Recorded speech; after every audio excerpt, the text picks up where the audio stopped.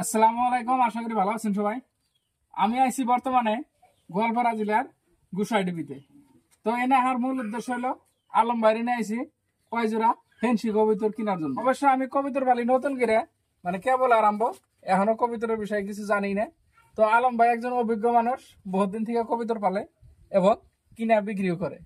তো তার জন্য আইছি ভাইয়ের সাথে কিছু কবিতরের জাতের বিষয় নাম শোনো, কোনটা কি নাম, কোনটা কি ভালো মন্দ, আর আর একটা বিষয় জানো কবিতর পালন সম্পর্কে কিছু অভিজ্ঞতা। তো অভিজ্ঞতাটা ভিডিওর মাধ্যমে আপনার কাছে শেয়ার করি আর কবিতর কিনাও চিনি।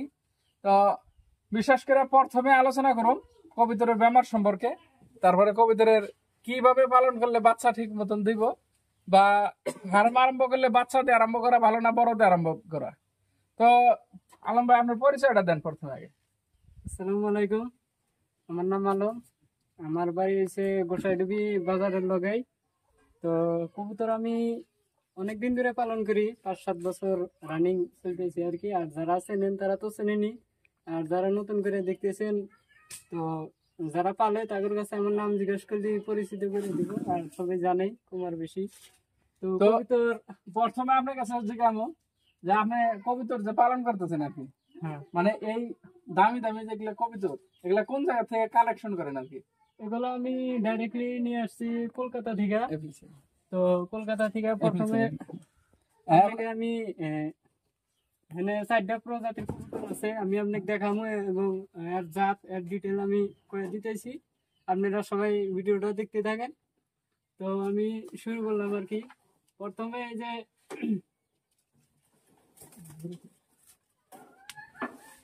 এই কবুতরটা দেখাইতেছি, এটা হলো আপনার একটা টেডি কবুতর পাকিস্তানি। তো যারা চেনেন তারা তো চেনেনি, আর যারা চেনেন না ইউটিউবে গুগলে সার্চ দিলে দেখতে পারবেন। এটা একটা টেডি ফিমেল কবুতর।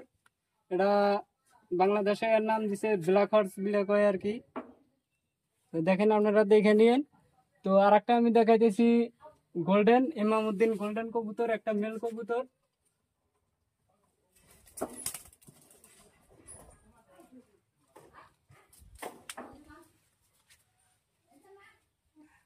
এটা একটা গোল্ডেন কবুতর, একটা মেল কবুতর। আপনারা যারা চেনেন তারা তো দেখলি চিনবেন আর কি, দিশা পাবেন। আচ্ছা, যারা নতুন মানুষ এরা কিভাবে বুঝবো যে কবিতর এখন একটা নাম করলো আর একটা মানে চিনার একটা ই দেন, ফর্মুলা দেন যে এটা দেখলে চিনবো। এর মধ্যে কিছুগুলো বৈশিষ্ট্য থাকে। মেন বৈশিষ্ট্য হলো আপনার কবুতরের কালার আছে, তারপরে চোখের কিছু বিষয় আছে। এই কবুতরের চোখটা দেখেন, আর ওগুলার আমি চোখ দেখামু কোনোদিনও মিলবো না, ডিফারেন্স আছে বহুত। তারপরে আপনার এর কোয়ালিটি আছে।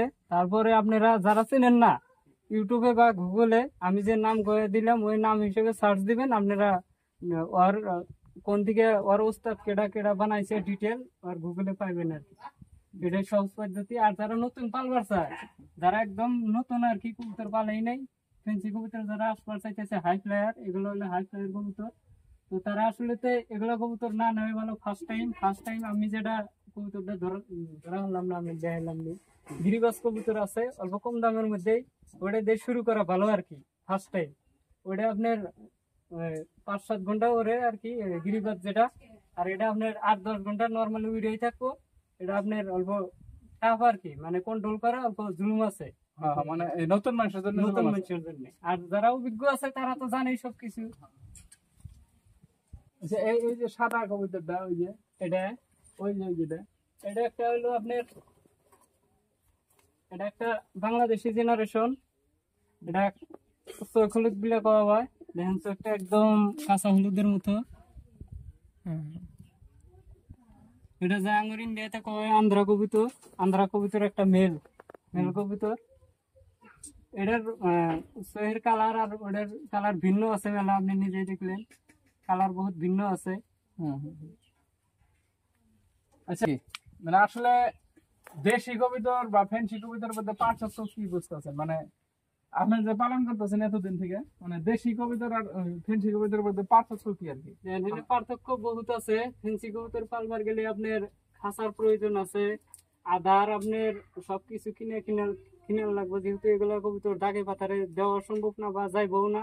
আধার যদি আমি 3 দিন নাও দেয় আমার কবুতর কোনোদিন পাথারে যাবো না। আর দেশি কবুতর পাললে কি আপনার কোনো খাঁচা লাগবে না, অল্প খরচা আপেলের ক্রেট পাওয়া যায় 20 টাকায় 30 টাকায়, ওগুলো কিনে আপনি ঘরের চালের ফেন্সার সাথে বান্ধে দিবেন, ফেন্সার সাথে বান্ধে দিবে আর কি। ওই মোটামুটি 100 টাকা খরচ করলে আপনি 3 জোড়া কবুতর পালতে পারবেন আর কি। আর আধা রকম দেওয়া লাগে, যেগুলো দেশি কবুতর গুলো পাথরে যায় আর কি। তো ফেন্সি কবুতর পালবার চাইলে আপনার নিজের বাড়িতে নিজের এক্সট্রা একটা রুম বানায় নেওয়াটা দরকার। তারপরে নিজের সবসময় লাগিয়ে থাকা লাগবে, আপাতত দিনে 2 ঘন্টা হলে সময় দেওয়া লাগবে আপনার। আর দেশি কবুতরে সপ্তাহে যদি আপনি একদিনও খবর নেন তাও টিকে থাকবো আর কি। কিন্তু ফেন্সি কবুতর ওইরকম না, সময় দেওয়াই লাগবে আপনি যত কিছুই থাকে। আচ্ছা, তারপরে একটা বস্তু দেখা যায় যারা কবুতর বিক্রি করে, হুম। আসলে আমি যে কয়জনের কাছে শুনছি আর কি, মানে প্রায় মানুষ প্রথমে ঠকে আর কি, মানে যারা কিনে। তার মানে একটা কথা বোঝা গেল যারা বিক্রি করে এরা মানুষের ঠকায়, এটার কারণ কি? দেখেন, ঠকার হিনে বহুত কারণ থাকে।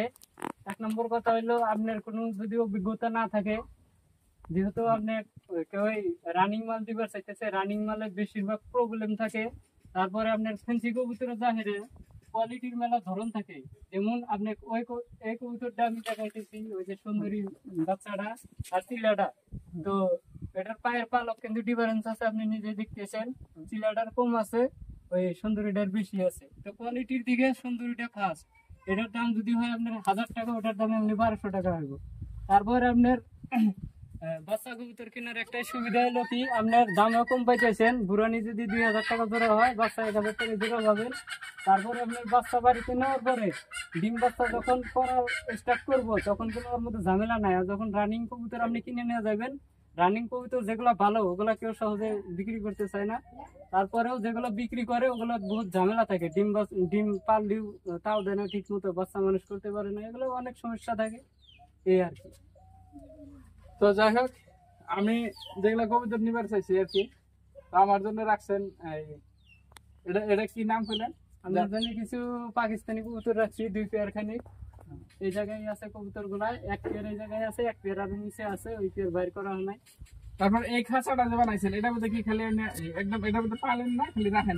না, এর মধ্যে খালি মাল স্টক করা হয়, মানে যেগুলো বাইরে থেকে নিয়ে আসি বা আমার নিজের যেগুলো এক্সট্রা বাচ্চা কাচ্চা থাকে ওগুলো আমি আর কি আলাদা করে রাখি। আমার ব্রিডিং সিস্টেম সেকশন আলাদা, যেহেতু মানে এটা কোয়ারেন্টাইন সিস্টেম। হ্যাঁ, কোয়ারেন্টাইন সিস্টেম। তারপরেও জাহিরে আমার বাড়ি যেগুলো মাল এক্সট্রা করে রাখা হয়, সিঙ্গেল যেগুলো মাল থাকে বা মানুষের দেওয়ার জন্য আলাদা থাকে এর মধ্যে।